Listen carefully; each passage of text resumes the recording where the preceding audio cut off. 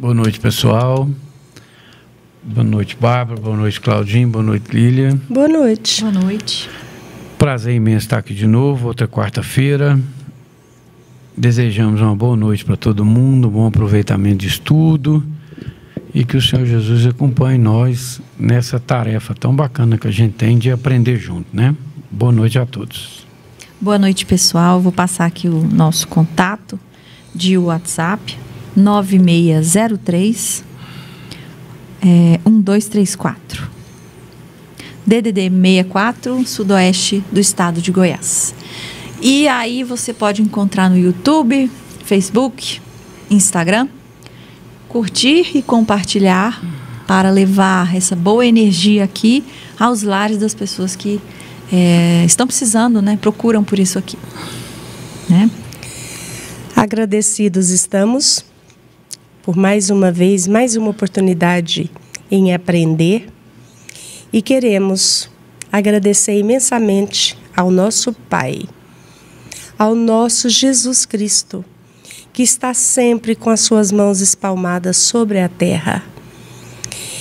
E que o Ismael, que é responsável pelo nosso Brasil, juntamente com toda a espiritualidade, que nós possamos sempre ser fiéis às vibrações positivas para o nosso país e para o nosso planeta azul. Meu Deus, permitir aos bons espíritos que nos cercam virem sempre em nossa ajuda quando estamos precisando. Que nós possamos sempre ter a fé que salva, o amor que consola. E principalmente, abrir a nossa mente, o nosso coração aos nossos mentores que estão sempre ao nosso lado e que diante de tanta fraqueza, de tanta ignorância, afastamos esses mentores de nós mesmos. Que nós possamos nos sintonizar, que nós possamos deixar o Espiritismo entrar em nós e que nós possamos pôr em prática os ensinamentos que o Mestre nos deixou. Que assim seja e que Deus nos abençoe nesse estudo de hoje. Que assim seja. Que assim seja. Então, estamos no capítulo 6, agora na questão 255. Vamos começar, né? Quando um espírito diz que sofre, de que natureza é o seu sofrimento? Resposta: angústias morais que o torturam mais dolorosamente do que todos os outros sofrimentos físicos. Aí é aquela história, né? O espírito, então, está na situação ilimitada de expansão, sem o corpo físico, então ele não tem a dor física. Mas aquela unidade derivada do fluido cósmico, né, individual, aquela característica, ela guarda a memória e agora na situação do espírito isso se amplia, né, com a consciência das outras vidas, né? E ali parece que ele consegue ter a percepção real das quedas morais. Então essa seria a principal preocupação e dor do espírito, né? Não é isso? Certo. O que mais?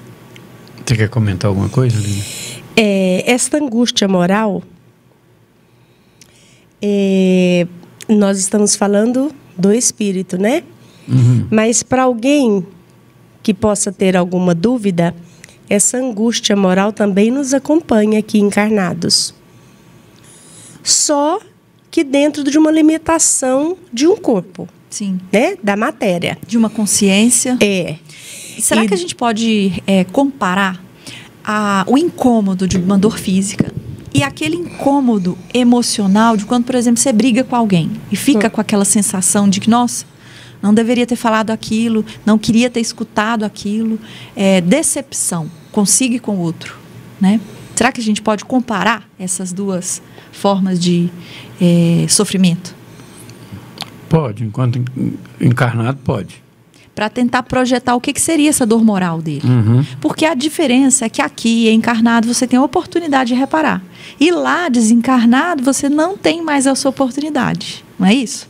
Isso. Então, acho que agrava um pouco mais essa história. Eu acho que a maior angústia moral que a gente em espírito pode ter é o arrependimento, porque antes de encarnar, nós temos nosso plano reencarnatório, né?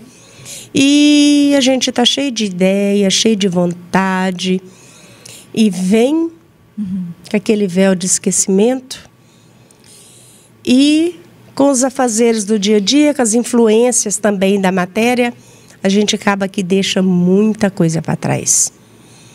Eu acho que esse arrependimento é muito sério, fora os delitos, né, Júnior? Olha, eu acho importante, assim, o Kardec vem mostrando para nós como que é um espírito, né? É. Aí, ele questionou tudo, ele sempre deram as respostas, assim, terminando no meio das frases que eram espíritos razoavelmente evoluídos.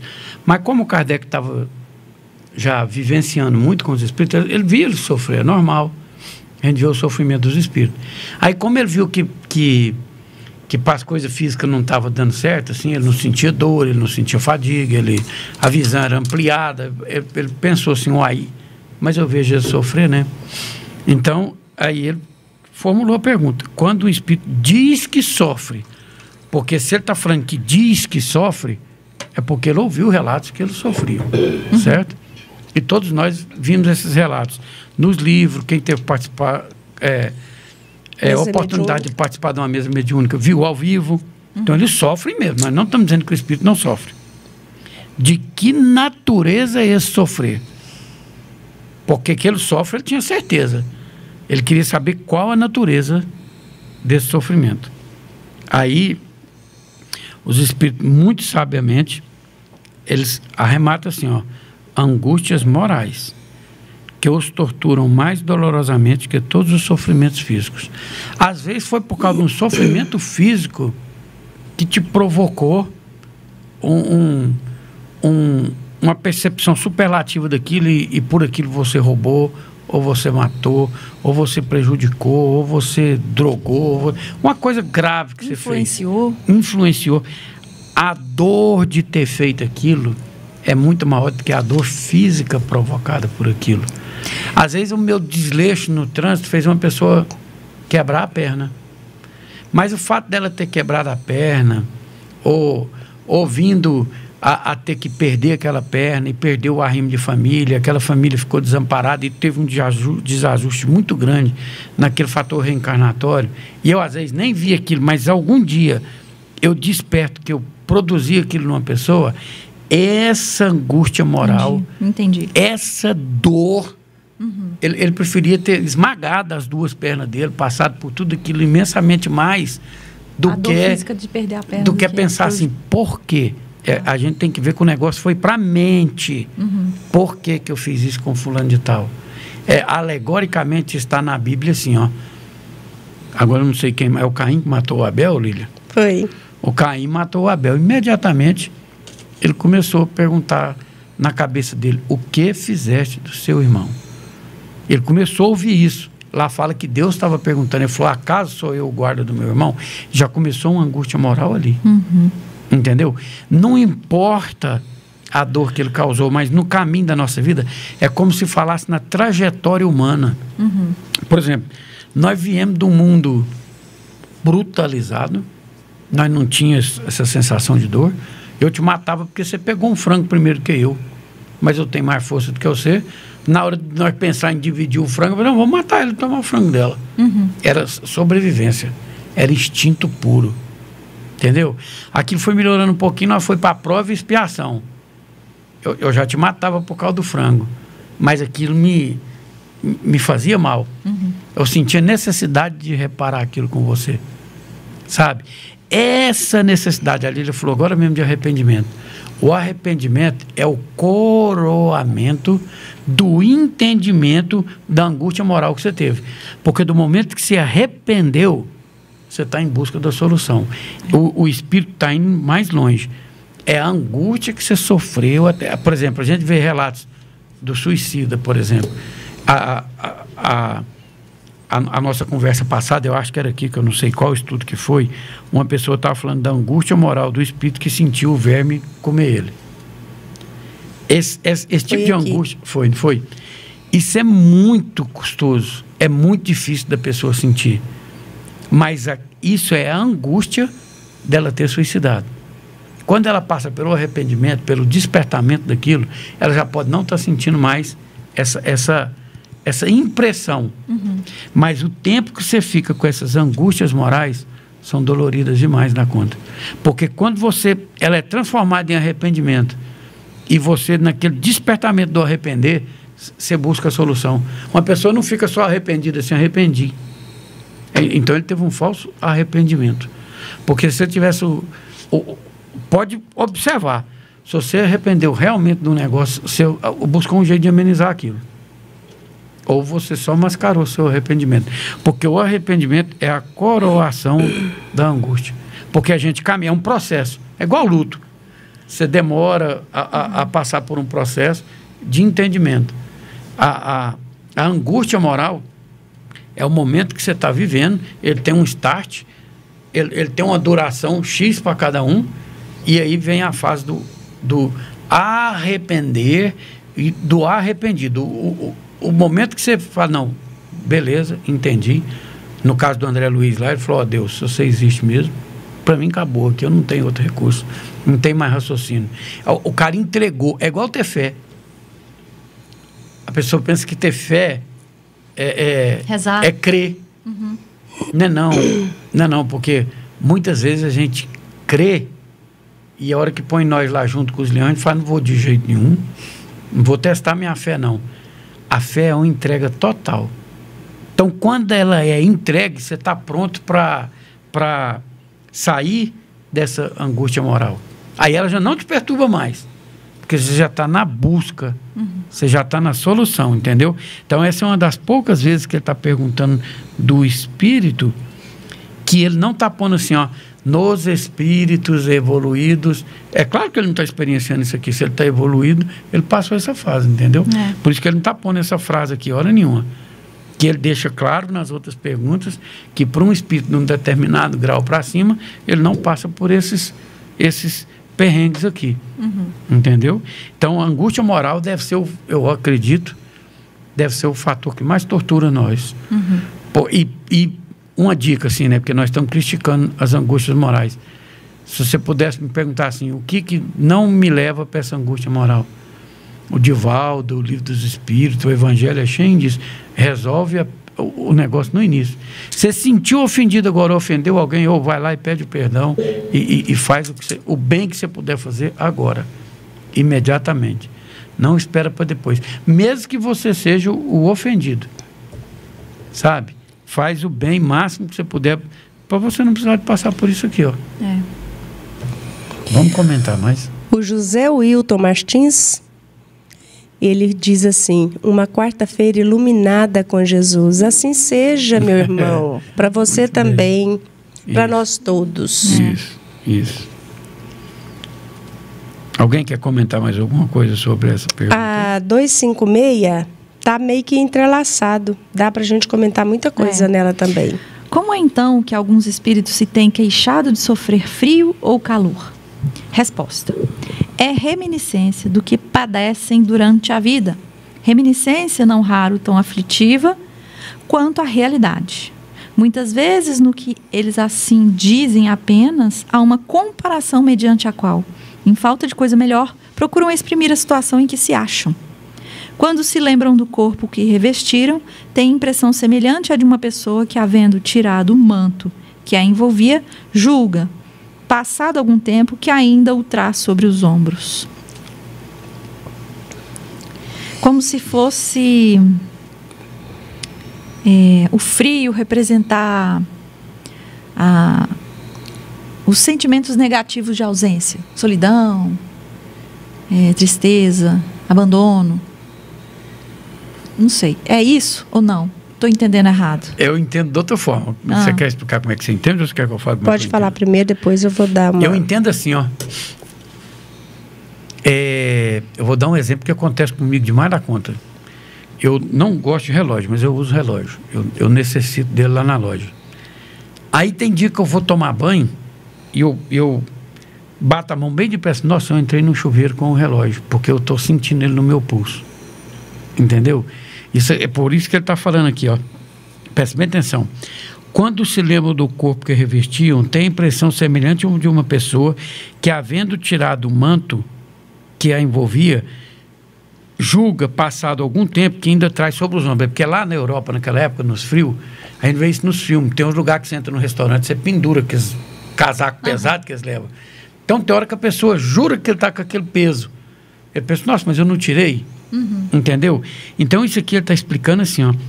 Como é, então, que alguns espíritos têm queixado de sofrer frio ou calor? É pura sensação mental. Entendi. Ele já sentiu, então ele sabe como é que é. Eu nunca vou deixar de entender o que é frio ou calor. Faz séculos que nós temos experimentado o que é frio ou calor.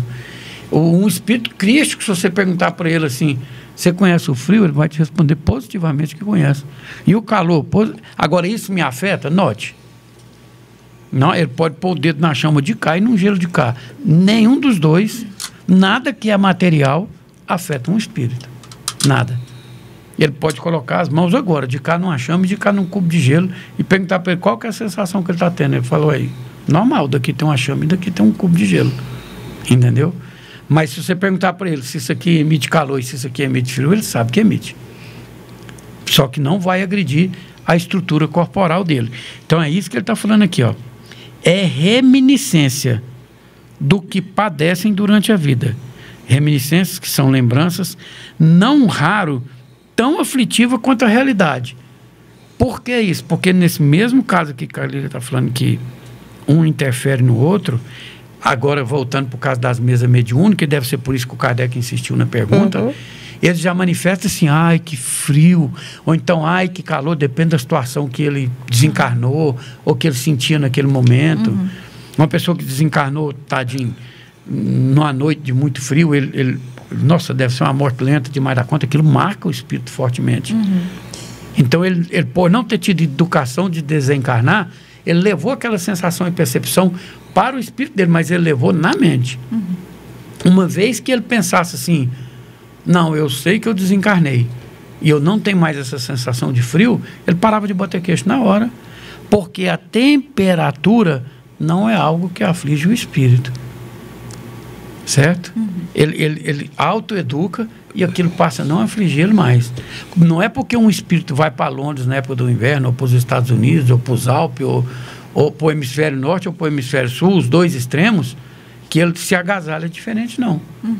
Lá é normal. Nós não estamos falando que a temperatura é material, mas ela não atinge o espírito.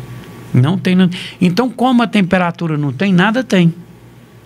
Por isso que eles falam que são reminiscências. Isto, são recordações de vidas físicas. Isso. É uma impressão que causa reminiscência no seu corpo espiritual. Isso. Que a gente também não pode esquecer do corpo espiritual. Isso. No plano espiritual, é a força do pensamento e da sua vontade que te remete a isso. Eu estou conversando com meu marido no domingo atrasado, na mesa do café. E de repente veio um barulho tão louco no meu ouvido, mas tão doido. Eu parei e já, Sam, que barulho é esse? Sam, que barulho é esse? Pelo amor de Deus, me fala que barulho é esse. Ele já me olha assim. E eu já fui pôr na mão assim. E ele não escutava o barulho, não? Ele escutou um barulho muito longe daqui, os passarinhos estavam cantando demais, que era bem cedo. Aí eu pus a mão e já me concentrei, eu já percebi o que era.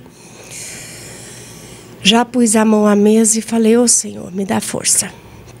Eu não posso deixar manifestação ocorrer aqui na minha casa. Eu falei, Sam, pode rezar. E eu me condicionei a não ter mesmo manifestação, só que a sensação que eu tive foi simplesmente assim. Veio um mundo d'água, mas um mundo d'água. Que aquele barulhão de arrastando tudo. Um barulho... Eu nunca tinha ouvido aquilo, acho que nem filme. E foi levando tudo, e o espírito que eu estava percebendo, ela foi afastando, e o marido e o filho ficou para trás. Só ela que estava sendo arrastada. Depois que o Senhor me deu passe, eu concentrei, vibrei por esse espírito, para essa nossa irmã, porque ela voltou nesse estágio aqui, ó, no momento do desencarne dela. E eu, na minha ingenuidade, fiquei com algumas sensações, continuei a rezar, e depois o Sam foi me mostrar que não sei quantos dias atrás teve, não sei se foi na Califórnia, alguma coisa, e teve muitos mortos. E eles falavam inglês.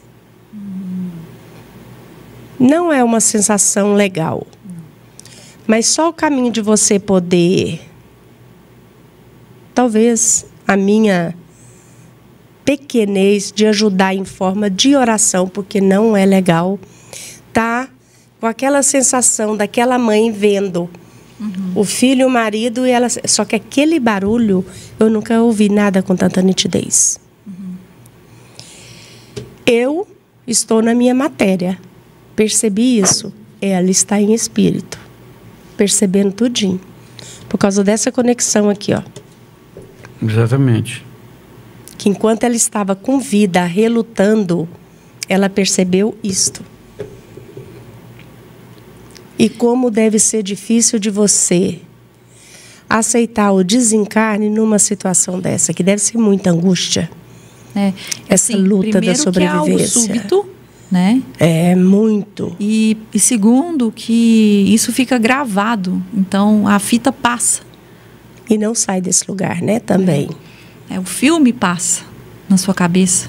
Mas não pode esquecer também que tem um fator educador muito grande, assim. A gente às vezes pensa assim, ó.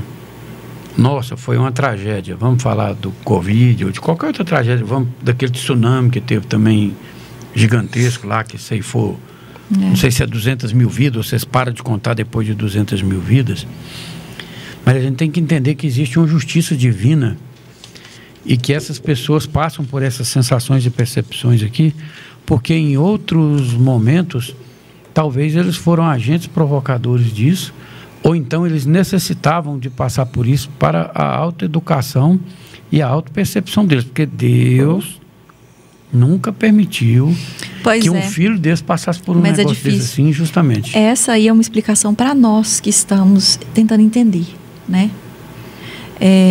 Mas para a pessoa que está nessa situação, é isso que a Lília disse mesmo. Acho que é oração. Isso não é um discurso que conforta, né, a pessoa que está nessa situação. Eu acredito que, às vezes, o estudo antes do desencarne acontecer, ele pode até amenizar, né? Mas não deixa de ser uma situação diferente, o desencarne, separação. E aí carece essa energia para restabelecer a harmonia daquele espírito. Para ele começar a voltar a entender. É isso aí que o Júnior disse. É como na mesa mediúnica, quando manifesta algum espírito em sofrimento, cabe ao doutrinador acalentá-lo, orientá-lo, acalmá-lo, tirar ele desse campo, né, mental. O que me coube no momento é orientar essa irmã que esse momento passou, doeu, passou a separação e que ela tem o entendimento que a vida continua. Você sabe que você está citando isso aí, que lindo. Eu estou, inclusive, tentando fazer uma analogia aqui com o atendimento fraterno. Isso. Dos encarnados. Isso é quase que um atendimento fraterno dos desencarnados. Né? O diálogo, a doutrinação é fraterno demais. Agora, cabe à condição do espírito querer essa situação ou não. Que ela também tem esse poder. Entendi. Né? O pensamento cria tudo. Mas aí você ouve uma situação. O que eu quero? Ah, então aconteceu mesmo. Então ficou lá mesmo, eu estou aqui. Aí ela se percebe que está realmente viva. Que realmente a vida continua. Aí ela também tem o livre-arbítrio de fazer o quê com essa informação. Entende? Entendi. É por isto que esse estudo para nós é tão fundamental. Isso. A gente tem um impacto. Isso Claro que a gente tem um impacto. Como que nós não vamos ter um impacto de ver o meu marido e meu filho ficando e aquele tormento acontecendo? A gente não sabe que tempo que passou aquilo. O tempo que ela está sofrendo isso, né? Aí vem o seu mentor e te esclarece da situação. Então, realmente existe esse outro lado. Acho até... eu ouvi uma evangélica falando lá na nossa loja, em outras palavras, que coisa mais linda. Eu falei, olha, ela está passando a mensagem da certeza, como Cristo ressuscitou, no momento certo também vamos ressuscitar. É simplesmente a vida segue, a vida continua. Eu até acho assim, a respeito de consolar. Consolar é muito mais a falta de educação e de preparo de quem está esperando ser consolado do que a do consolador. Ô, Bárbara, nossa, porque... eu já estou achando que é uma tarefa para que a pessoa tem que estar preparada para consolar alguém. Não, pois é, não exatamente por isso. Exatamente por isso. Porque nós o Chico Xavier fazia isso bem demais da conta. Porque um dia uma mãe chegou lá chorando e um cara pensou assim que o Chico ia fazer uma coisa extraordinária demais da conta, porque a mãe abraçou ela e chorou até. Aí o cara pensou, uai, né? Aí a mulher foi embora, satisfeita, feliz, diferente do que ela chegou. Falou, por que você fez isso? Ela falou, não, porque ela estava com dor demais da conta, o filho dela morreu. E você não falou nada? Ele falou, não. Não tem o que falar. Então, o que eu quero te dizer é o seguinte, a consolação ou é bastante hipócrita de quem quer consolar, ou é bastante hipócrita de quem acha que precisa ser consolado. Porque se a pessoa tiver educação, conhecimento... Uma pessoa ateu, que nunca viu falar do Espiritismo, se lê isso aqui, ele pensa assim, esse livro aqui está falando que existe vida depois da morte. Ele vai acreditar se ele quiser. Ele vai ler agora dos Espíritos e vai falar assim, nossa, eu tenho um trem que habita em mim, muito maior do que o meu próprio corpo. Um sádico mesmo, um cara que não está ligado para a religião. Aí ele pega e, de repente, tem a família, ele perdeu alguém. Falou, mas você não está vendo aqui que nesse negócio que nós estamos estudando, está falando que algo sobreviveu a isso aí? Ele não vai consolar a dor daquela pessoa que está sentindo, mas ele tem um entendimento de algo que está se passando. Porque eu acho, Bárbara, que o consolador, ele é quase neutro. Uma pessoa tem que ser habilidosa demais para se autodeclarar ou se autodispor. Não, eu vou lá consolar aquela pessoa. Eu acho isso muito delicado, muito, em qualquer religião, muito. Agora, eu acho que se a pessoa teve um modo de viver diferente, ele é preparado não para não sofrer. Ele vai sofrer muito, mas o sofrimento dele, ele hora que passar as horas mais tristes daquilo, tem gente que no velório você vê que ele está muito mais forte do que ele tem que estar dando os pêsames para ele. Sabe? Tem pessoa que é educada e muitas vezes nem espíritas não são. Isso mesmo. Sabe? Tem pessoa que... E tem espírita que fica dando chilique, sabe? Então, assim, ó... essa palavra consolar, eu acho que ela tem que ser cercada, assim, tem que ser velada. Porque... não, vamos fazer uma oração aqui agora, nós estamos num velório, para consolar a família. Não, gente. Sabe, eu acho que é superestimar alguma coisa que está acontecendo. Porque se aquela pessoa for preparada, for educada para aquilo, eles sabem mais ou menos o que está acontecendo. Eu não estou questionando a dor. Questionar a dor...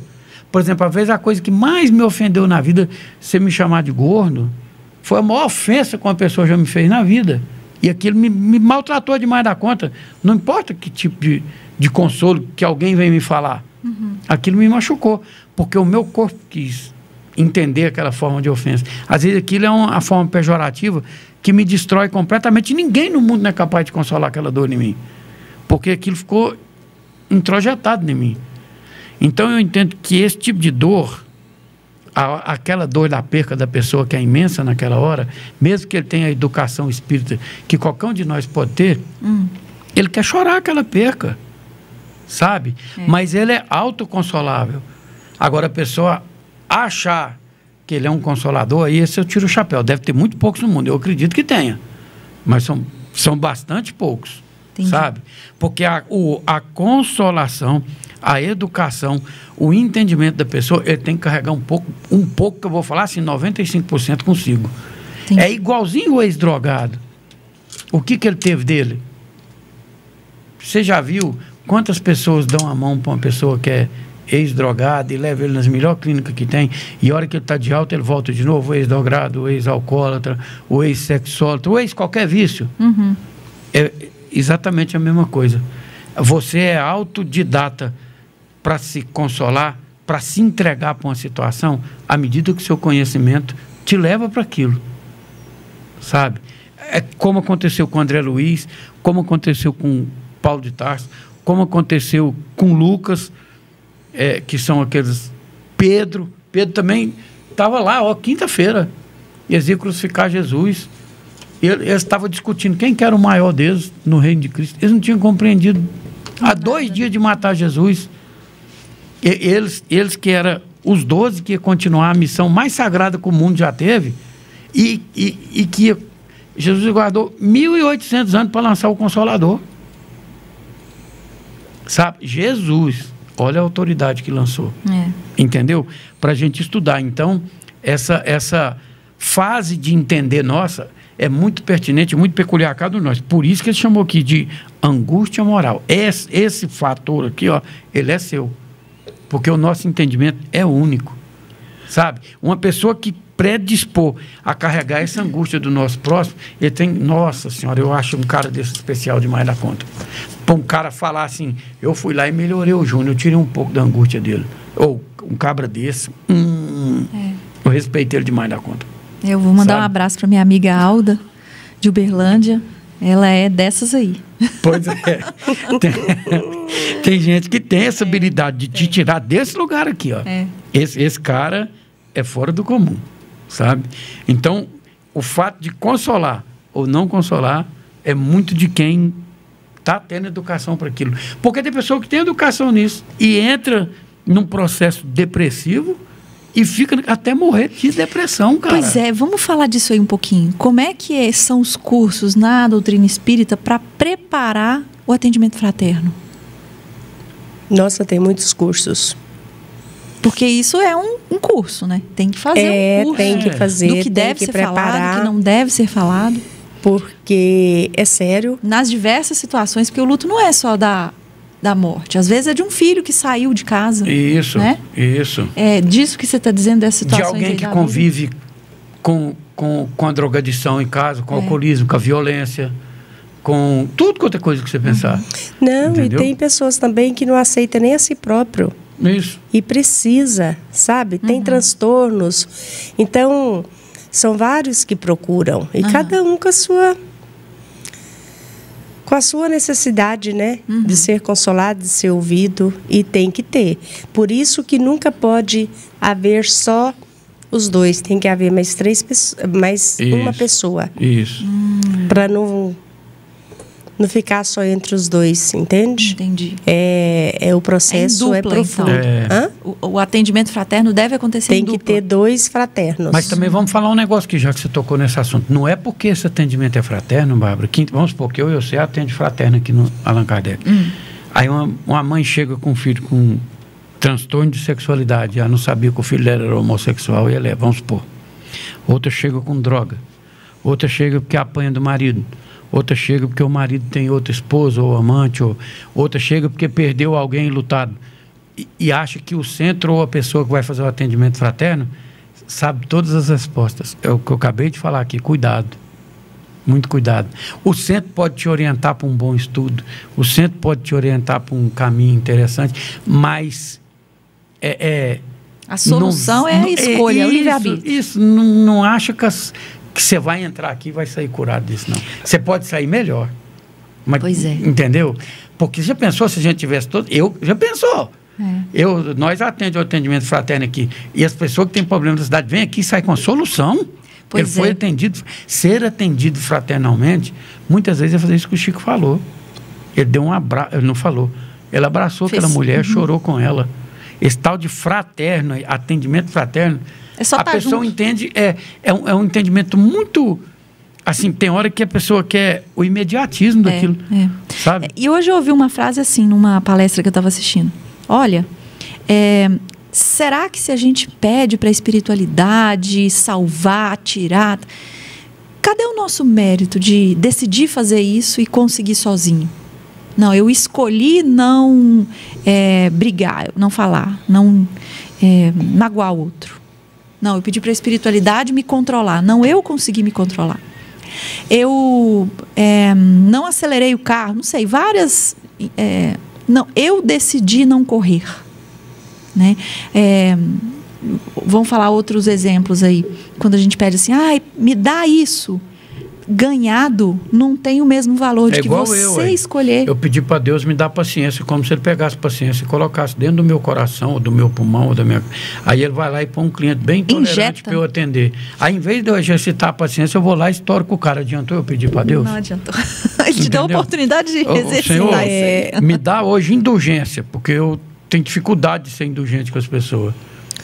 Aí vem um cara e começa a me explorar, a fim de que eu não dê conta de exercer indulgência com ele, entendeu? Não é Deus, ele nunca vai te dar o comprimido da paciência, o comprimido da indulgência, o comprimido da tolerância, da verdade. Seja você a verdadeiro, tolerante, o indulgente. O nosso caminho, só nós podemos traçá-lo, né? E o atendimento fraterno, muitas das vezes, é ouvir.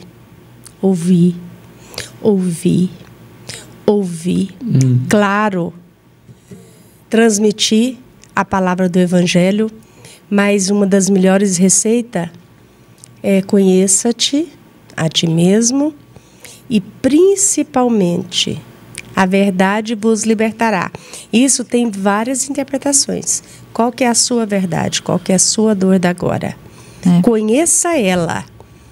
Aí tem caminhos que a gente pode direcionar, entende? Mas nunca saindo da doutrina, nunca. E o saber que todos nós temos problemas, todos nós temos que superar de alguma forma, com esse amparo espiritual, já consola muito. E cabe o outro aceitar isso. Isso. Cabe ele querer saber dele mesmo o que ele realmente quer para si. Porque querer que o outro tira com a mão, a casa de oração tira com a mão, né? Aí cabe a nós rezar demais, porque precisa de muita oração. Jesus já deixou isso muito claro para nós. Sabe? Seria injusto, né? Para com todos os outros, né, Júnior? Nossa, ele falou assim, ó. Que privilégio é esse que pode tirar de você e não pode tirar do... Sério, é muito sério. Ele vestiu todas as rosas, né? De perfume lá, para as abelhinhas. O passarinho tá lá, ó, choca o ovinho dele. Nunca faltou comida para ele criar os passarinhos, né? Aí isso o cara, Jesus chega e fala pro cara assim, ó. O meu pai preveniu a natureza inteira para ela coexistir harmonicamente. Aí você acha que você vai pedir para o meu pai um pão e ele vai te dar uma pedra? Você acha que você vai pedir para o meu pai uma coisa boa e ele vai te dar uma serpente? Se ele faz para os animais da terra que nada sentem, tudo para eles viver bem, o que você acha que ele faria para um filho dele? Então, eu acho que consolar, igualzinho ali ele está falando, busca na palavra. Na palavra, busca trazer a pessoa para as reflexões necessárias que existe. Entendeu? Porque tem gente que você vai buscar a consolação e ele quer entender do que você está sentindo. E é isso que eu estou falando, que eu morro de medo. De um cara só ser psicólogo, psiquiatra, polícia, detetive, sabe? Médico, dentista, não rola. Entendeu? Eu ouvi esta semana Se a natureza tem tudo para os animais a sobrevivência, o ser humano também existe. Falei, mas o passarinho tem toda uma natureza para ele, mas o passarinho, ele vai buscar na natureza, para ele fabricar a casinha dele, ele precisa de ir buscar. Isso. Para ele alimentar o filhinho dele, ele precisa de ir lá, caçar os insetinhos para alimentar o filho dele. Ele não está lá na árvorezinha recebendo tudo de mão beijada, não está. E eles ainda estão na condição de pássaro, ou de qualquer outro da fauna e da flora, como ele estava citando. E nós já somos racionais, né? A gente já usa a razão. A Podemos busca é mais elaborada. Lógico. Claro. Lógico. Agora, querer tudo pronto? Oh, ingenuidade. Né? Como? Alguns ainda acham. Mas vai chegar a hora do estalar do dedo. Precisa ser eu, né?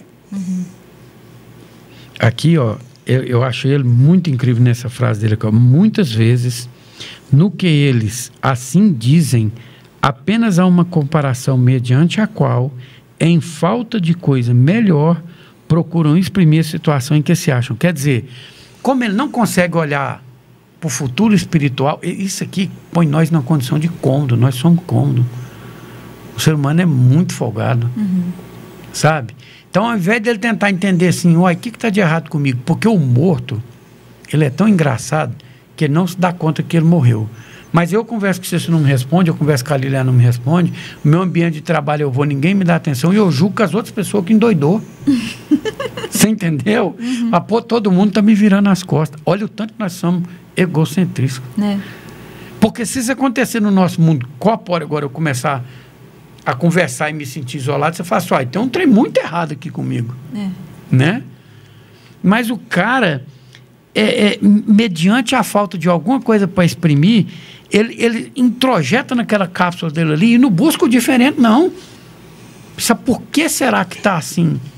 O que aconteceu? Porque ontem não era assim. Porque que eu estou olhando para aquilo dessa forma. Aí por isso que ele fala que a situação em que se acham, porque ele não procurou nem um pouquinho raciocinar assim, como que eu... Igualzinho ali, tá falando, o passarinho tá lá, deu fome nele, a águia lá, se ela não voar e não pegar um peixe, ela vai passar fome. Se ela passar fome 3, 4 dias, ela morre. E o cara não. Ele tá lá, o ser humano... nós não vamos ter essa bússola. A bússola é agora. O momento de estudar, de aprender, de tentar não chegar nesse lugar aqui, ó, em falta de coisa melhor, procurem exprimir a situação em que se acham. Se ele se acha, por quê? Vamos estudar um pouquinho de português. Se ele se acha, ele se colocou lá. Ele se colocou lá. Se colocou lá, exatamente. Então, se ele se acha, ele se tira. E outro detalhe ali. Parece que o sofrimento está muito atrelado àquilo que você dá atenção também. Onde você parou. É o foco. Entendeu? Exatamente. É o foco da dor. A imagem congelada. Isso. O filme que retorna. Isso. E a sua percepção. Por que você está olhando por aquele ângulo? Né? Porque uma história tem várias versões, tem várias formas de você interpretar aquilo ali. Eu ouvi domingo, numa palestra, não me pergunta de quem, se tem uma coisa que eu não lembro nunca, é título e nome de alguém. Não lembro. O conteúdo sempre eu lembro. Estavam falando de classificações de espíritos. O evangélico, o católico, o espírita, enfim, todos os espíritos. Tudo depende da sua bagagem evolutiva mesmo. Aí manifestou uma irmã, relatando que assim que ela desencarnou, que ela passou por esse processo aqui. Oi, fulano, onde que eu tô? Oi, ciclano. E ninguém correspondia. Ela falou assim, uai, será que eu morri? E será que essa morte é assim mesmo? Será que é igual o filme do Ghost que eu vi? Olha que tudo é ensinamento. Até um filme do Ghost que todo mundo gosta, né? E aí ela pensou, eu tô achando que eu morri. E agora? Onde que eu vou procurar alguma informação? Era o relato do espírito manifestando. Essa ia ter uma aceitação bem melhor do que os outros, que ela já assimilou. Né? Ela já assimilou, não me respondeu. Ninguém está me vendo. Será que... Aí tá facinho demais de instruir ela se achou esse situação. Ela tem uma bagagem grande de entendimento. E já está procurando a solução para sair. Quiçá de seguir, muito adiante, que muitos que estudam faz tempo. Incrível, assim, ela estalou o dedo. E aí, quando você fala do pássaro que busca, a gente percebe que o trabalho, vamos interpretar trabalho como ação, porque as pessoas vinculam o trabalho muito a salário, produtividade, emprego. Não. A ação, a atividade, ela é intrínseca da natureza. Né? Isso. E tanto para as coisas a serem adquiridas, como alimento, para saciar a fome, etc., como para o seu desenvolvimento, a sua evolução. É aquela história do livre-arbítrio mesmo. Né? Você tem que decidir, entender que houve o desencarne e buscar o próximo passo. Então, e aí, agora? Para onde eu vou? Quem eu procuro? Ela falou assim, quem que eu vou procurar agora? Entendeu? Solução para o problema. Que legal, né? Entendeu? Aí você pensa se esse recurso não ia chegar até ela. Pois é. Já que ela despertou assim, automático. E agora, quem que eu procuro? Vai aparecer. E o recurso vem, pode ter certeza que vem. Porque todos nós estamos exatamente onde a gente se acha, onde a gente se colocou. Inevitavelmente, todo ser humano, encarnado e desencarnado, está exatamente onde ele se colocou. Entendeu? Porque nossas ações levam nós a isso. E a nossa ação, quase que invariavelmente, é construção do que nós pensamos. Certo? Então, a gente se acha exatamente, voltando de novo onde Jesus falou, você vai para aonde está o seu tesouro. E agora, voltando lá no atendimento fraterno para isso aí, onde está o seu tesouro? Quando a pessoa está naquela situação da angústia, concorda que ela está fora de si, transtornada e sem essa percepção, né? O atendimento fraterno, será que ele não seria, então, a posição de uma pessoa mais ponderada para tentar ajudar a buscar a solução? Ela não vai dar a solução. Isso. É por isso que ele chama fraterno, porque fraterno vem de fraternalmente, de irmão, né? Fratelo, fraticídio, quando você, então, é você ser irmão daquela pessoa, acho que é igual a Lília falou. Então, independe do título, do curso, da formação. Você está preparado para ouvir? Tem técnicas. Tem os primeiros passos. Entendi. Um preparo. É quase como um preparo psicológico, sabe? Eu não gosto de falar sobre isso não, porque fica parecendo que a gente está interferindo nas coisas dos outros. Mas ouve, age dentro da doutrina, sabe? E vai encaminhando a pessoa em busca do sucesso que ela precisa. Porque eu acho assim, o que eu vejo muito no meu meio, comigo, do meu lado, a gente está sempre olhando o problema, nunca buscando a solução. Não. O problema, ele nos contagia de um jeito que você perde a referência do que é a solução para ele. Exato. E o progresso é você perceber que existe o problema e buscar a solução. Pronto. Não é? Que é o que essa mulher que ela está falando aí. Você falou tudo. A pessoa que está precisando de um entendimento fraterno é porque ela está igual um peão desses de brincadeira de criança, rodando no mesmo eixo ali. Ela não consegue ser. Às vezes uma simples palavra, uma simples... dá aquele despertamento dela.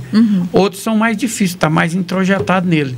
Mas é exatamente isso aí que tem... Vixe, mas passou depressa, hein? Passou. É exatamente isso aí que tem que fazer. Sabe? É trazer aquela pessoa de alguma forma para buscar isso aí que você está falando. Ou eu quero estar fora disso. Qual que é o meu caminho de estar fora disso?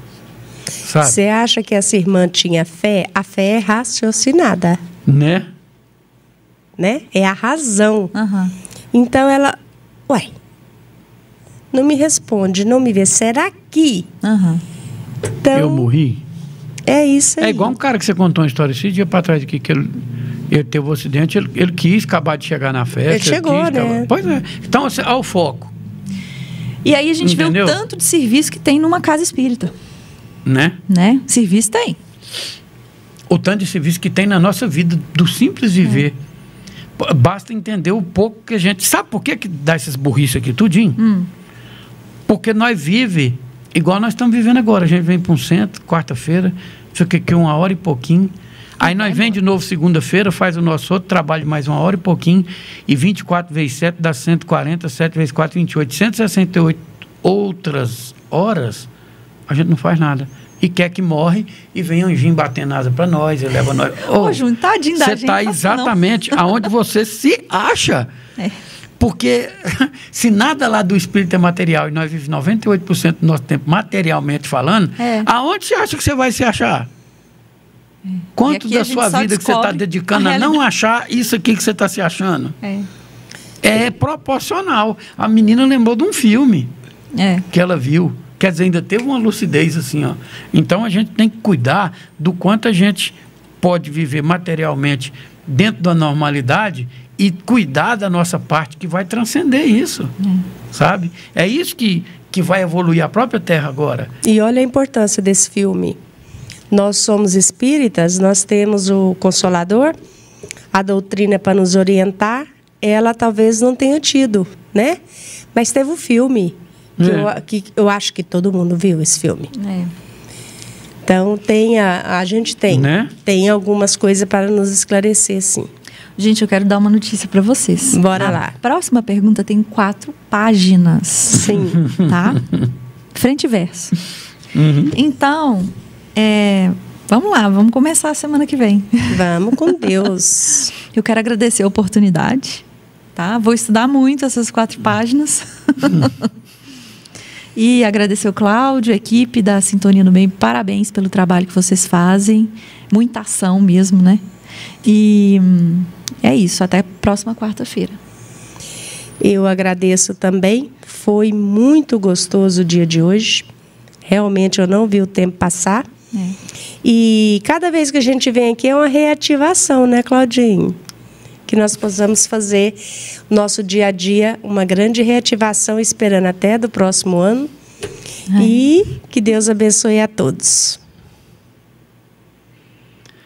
Pois é, né, pessoal? Então vamos agradecer mais uma vez essa oportunidade incrível que a gente tem, esses momentos de luz, de lucidez, de consolação, essa consolação que é a verdadeira jornada do Espírito, que é o aprendizado, uma vez que a gente deve entender a denominação de eternidade para nós a partir do nosso começo, e que nessa eternidade a gente vai passar amando e servindo.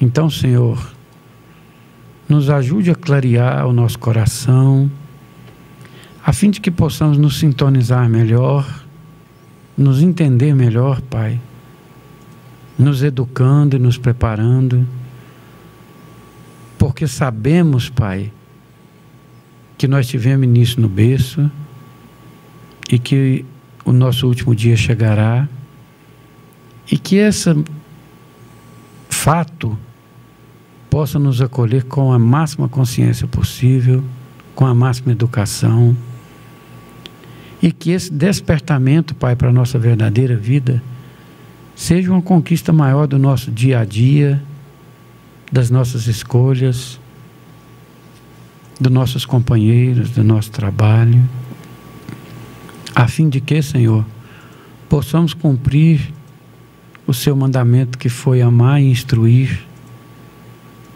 para que, nos instruindo, a gente possa ser um melhor instrumento para a nossa própria evolução, para o nosso irmão, e principalmente, Pai, para cumprir o mandamento de Jesus, que ao nos deixar simplesmente disse: não mais que nos amássemos como a nós mesmos, mas como Ele nos amou. Senhor, abençoe a nossa semana, a nossa pátria, os nossos dirigentes. Abençoe, Pai, a configuração do Brasil espiritual, que ela possa ser fortalecida para aguentar tantas fases difíceis que o nosso país está atravessando. Abençoe também, Pai, na figura do Brasil, todos os países, todos os povos. Que a gente possa sim, Pai, estar marchando a caminho de uma luz mais consciente, mais inteligente e mais preparada agora e sempre. Que assim seja.